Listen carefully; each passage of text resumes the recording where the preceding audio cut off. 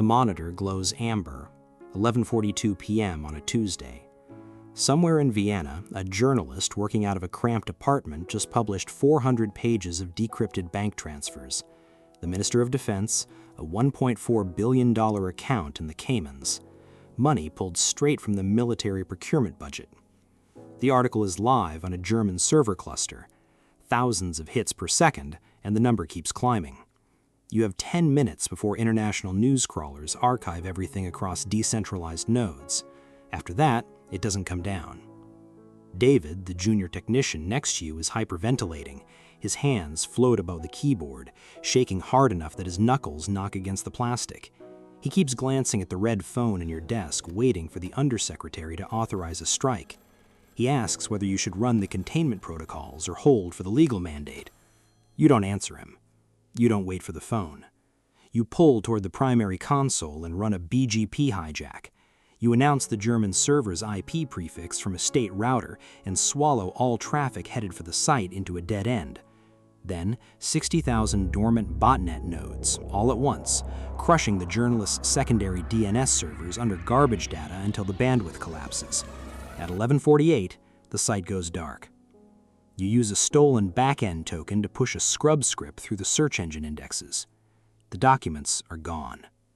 David stares at you, all the color out of his face, realizing you just ran an act of international cyber warfare without a single verbal instruction. The red phone rings. You pick it up. Clean, you say. The line goes dead. You look at your hands on the edge of the aluminum desk. Steady. You stare at your nails, the Swiss watch on your wrist, and feel something cold settle in your gut. You try to figure out exactly when you earned the right to silence the world, or when it was just assigned to you because you were the most convenient option. The math doesn't resolve. 5 years ago, you were a postgraduate researcher in a damp university lab writing a thesis on algorithmic traffic manipulation. Smart, yes, also 60,000 euros in debt, eating instant noodles over a laptop with a cracked screen. You never applied to the ministry. A man in an expensive suit appeared at your thesis defense. He didn't ask about your methodology. He looked at your worn cuffs, bought you coffee, and offered 4 times your stipend to help optimize data architecture for a municipal office. You took it. You didn't ask what the data was. You told yourself you were writing code, abstract routing problems for a bureaucratic machine. You assumed your talent had finally been recognized by someone who mattered. Sitting now in this concrete room, holding the ability to functionally blind a country, a different version of the story keeps surfacing. Maybe he chose you because the algorithms were good. Or maybe he ran a background check, found a desperate student who needed money badly enough that he'd never ask questions as long as the deposits cleared, and made a business decision. You suspect you know which one. The shift from fixing municipal servers to cleaning up after the elite doesn't happen overnight. It inches forward, one case at a time, quiet enough that it never feels like a single moment you chose. A senator's son gets pulled over at 3 in the morning. Blood alcohol 3 times the limit, half a kilo of cocaine in the passenger seat. Arrest report goes into the central database. Your handler sends you an encrypted message with the case number. You don't delete the file. Deletions leave gaps that invite audits. You access the precinct server, rewrite the officer's report, adjust the timestamps, reclassify the seized evidence in the ledger from narcotics to baking soda. You run a malware script on the dashcam files that looks exactly like a hardware failure. The charges collapse the next morning. Contaminated evidence. Case dismissed. A week later, 45,000 euro lands in a shell account in Malta. You pay off your loans that afternoon, buy a coat that fits, take your mother to dinner at a restaurant with a view of the river, order wine that costs more than her pension check. When she asks about the consulting job, you look her in the eyes and explain database management in enough detail to be convincing. You don't stutter. You don't feel anything you'd call guilt. You've decided that morality is something you afford when you're not drowning, and the drowning is over. The system is learnable. Political power isn't held through elections or speeches. It's held through owning what counts as real. The men in the good suits steal from public funds, and you make the audits balance. Generals move military-grade weapons to foreign militias, and you adjust a supply chain records to show a warehouse fire. You are the reason their names stay clean. Then the requests change. An auditor at the Ministry of Finance named Elena Vargas starts pulling at a thread, a network of shell companies tied to the president's brother. She's thorough, she doesn't take money, and she's found the proof. 120 million euro intended for rural hospital construction, rerouted into private offshore accounts. She's building a dossier for an international tribunal. The undersecretary calls you to his office at the top of the ministry. The room smells like polished leather and espresso. He doesn't ask you to erase her files. He says she's a threat to state stability, and threats need to be handled from the inside. He slides a USB drive across the mahogany desk. You go back downstairs. You access her banking records and run a series of untraceable crypto transfers. 300,000 euro deposited into a wallet tied to her IP address, origin flagged to a domestic terrorist syndicate. Then you get into her personal laptop and push thousands of contraband files deep into her directory structure. You send an anonymous encrypted tip to the federal police. You stay late that night with her webcam open on one of your monitors. Cold water, blue glow. 4 a.m., a tactical unit goes through her front door. You watch them drag her out in handcuffs while her husband screams somewhere out of frame. Red and blue lights strobing across the living room walls. Her accounts are frozen by morning. The hospital scandal disappears overnight, buried under saturation coverage of a corrupt ministry auditor with illegal files buried on her hard drive. You close the feed. You don't feel the weight of what you just did to a woman who was doing her job. What you feel is something colder, a mechanical recognition of how leverage actually works in practice. It's not a feeling you're proud of. It's also not a feeling you're willing to examine too closely. The promotions follow.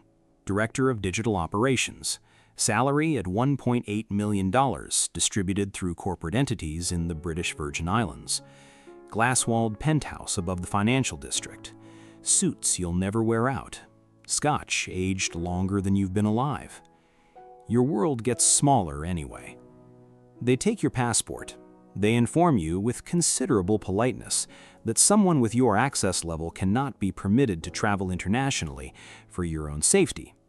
You get a 4-man security detail, ex-military contractors stationed outside your elevator, your car, your office door. They open doors. They never speak to you. It doesn't take long to understand they're not there to keep outside threats away from you. They're there to make sure you never walk into a foreign embassy and ask for anything. You try to maintain something resembling a personal life. You date a woman who works as an art curator. Intelligent, funny, looks at you like you're worth looking at. Gallery openings, weekend retreats in the mountains. Then one evening at dinner, she mentions a routing protocol you developed in grad school. Specific, obscure, something you never told anyone, buried in a classified academic record. You freeze, wine glass halfway to your mouth. She's not an art curator. She's an asset the undersecretary planted to monitor your psychological stability and keep tabs on your loyalty.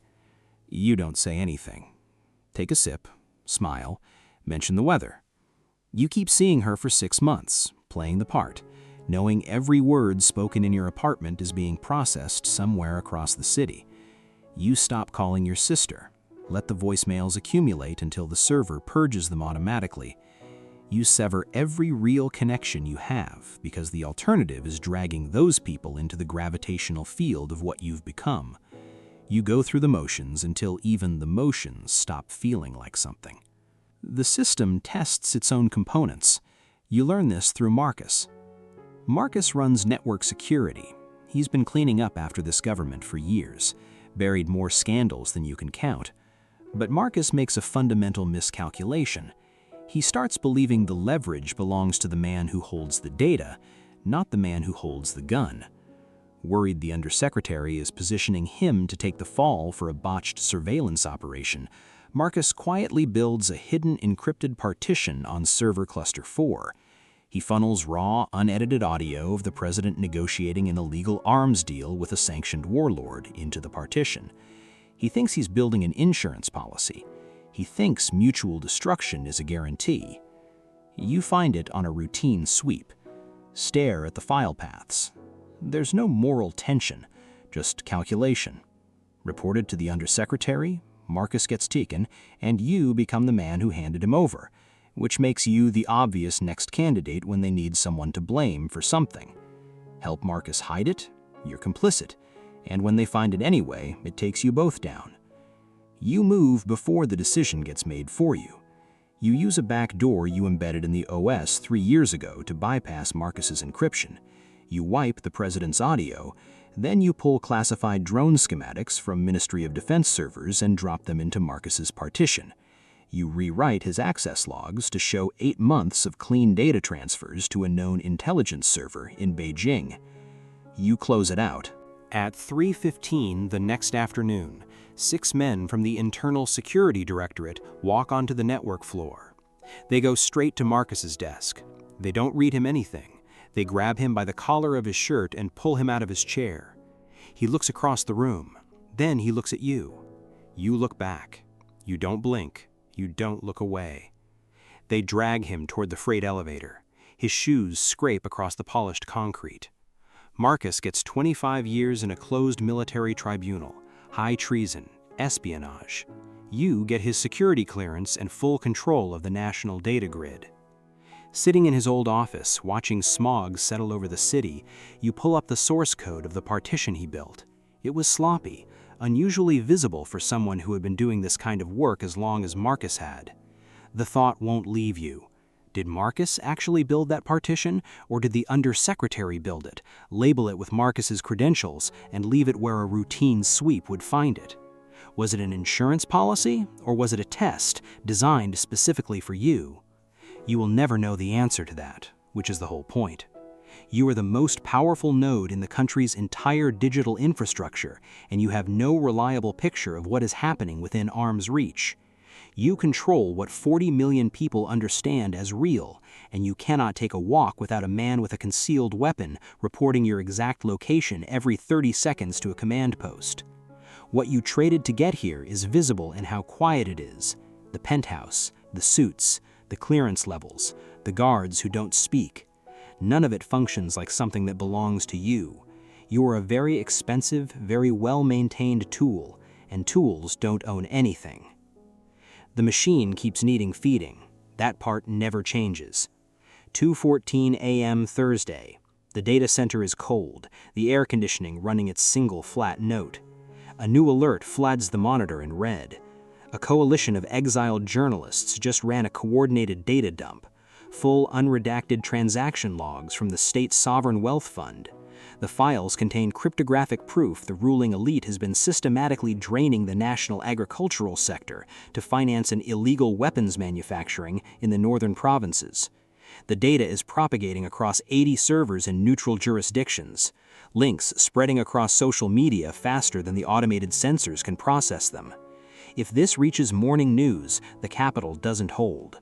The military fractures. The government falls. The newest member of your team is sitting next to you.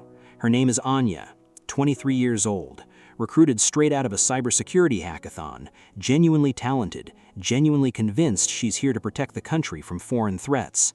She's wearing a university sweater that's been through a lot. She hasn't learned to sleep on her feet yet. She has no idea her apartment was wired before she unpacked. Anya has her hands over the emergency terminal. She built a zero-day exploit capable of severing the country's primary undersea fiber optic cables. Total digital blackout, nothing in or out.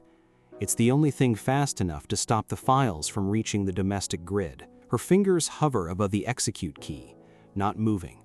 Cold sweat in the blue light on her forehead. She's reading the screen, the politicians' names, the transfer amounts, and she understands, maybe for the first time since she walked into this building, what she is actually looking at. She knows what pressing that key means.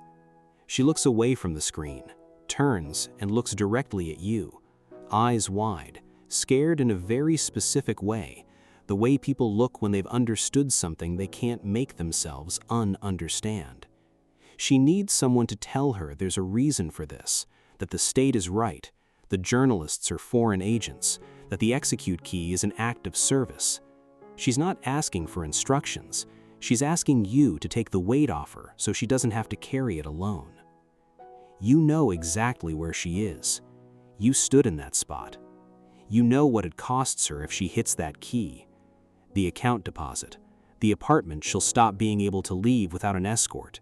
The relationship she'll eventually realize isn't a relationship.